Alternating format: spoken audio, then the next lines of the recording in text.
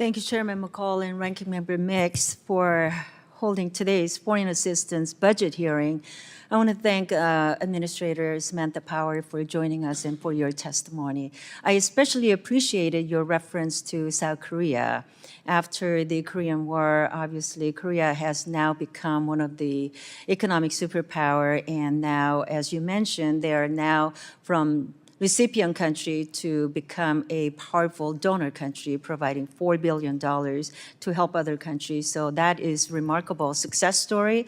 And obviously, you make a very good case of why we need to continue to stay engaged in U.S. providing foreign, especially development assistance. So today, with Japanese Prime Minister coming to Washington, D.C. and addressing the joint sessions of Congress this week, I wanted to raise the trilateral relationship between United States, South Korea, and Japan. I support the increased collaboration within this relationship on global development and health issues, particularly as Japan and South Korea emerged as leading bilateral donors, especially in Southeast Asia. I recently welcomed Assistant Administrator Schiffer to my office so we can discuss the issue ahead of myself and Congressman Ami Bera leading a bipartisan delegation on our trip to South Korea. So I just wanted to mention that and ask you if you can share USAID's efforts to leverage this emerging relationship to increase cooperation on development and global health issues with our Indo-Pacific allies. Thank you so much, and thank you for all of your leadership on so many of the issues that we're going to be talking about today. I think this is one of the most exciting growth areas that I've seen. I was part of the Obama administration for 8 years, was out for 4 years, then came back. And it's really a sea change in our ability to sit down with our Korean and Japanese partners and brainstorm and plan together. We see it happening at the country level. In Ghana, as you probably were briefed by Assistant Administrator Schiffer, we have a trilateral memorandum of cooperation on universal health coverage, where we each try to leverage our specific areas of expertise and bring them to bear in a coordinated way. One of the things I've only actually begun to sort of dig into the details on is we, in September of last year, I believe it was, signed a new memorandum of cooperation looking at electricity transmission lines in sub-Saharan Africa.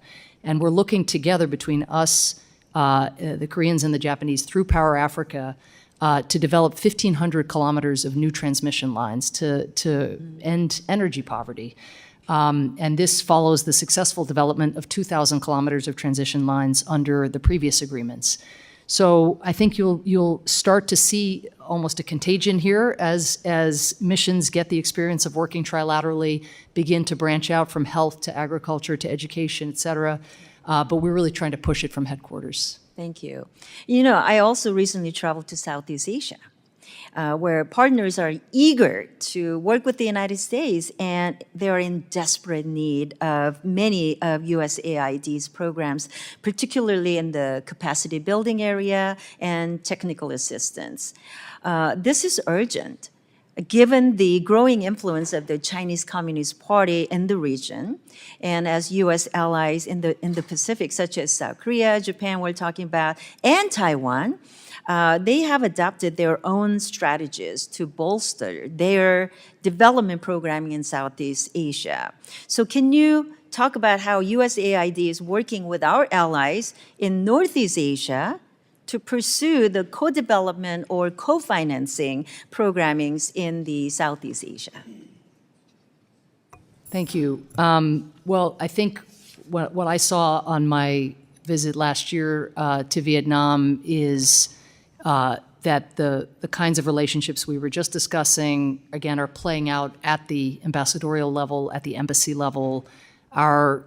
One of our great comparative advantages as the United States is that we have these large teams at our missions constituted largely of citizens of the countries in which we work. So in Vietnam, that's hundreds of Vietnamese who work for the U.S. government in pursuit of development.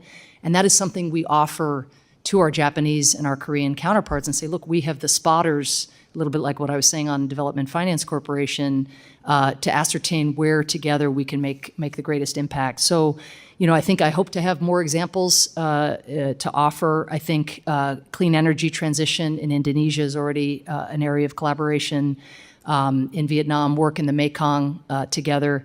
And, just as I was saying, with the PRC now the world's largest debt collector, there is a real opening. And notwithstanding all of the PRC investments in recent years, you're actually seeing a fairly precipitous decline in their investments through the Belt and Road Initiative and into infrastructure. That creates really important possibilities for the President's global initiative on infrastructure as well to be something that we do together trilaterally with the Japanese and the Koreans. Thank you very much for the great work that you do. I look forward to continuing our conversation. Me too. Thank you.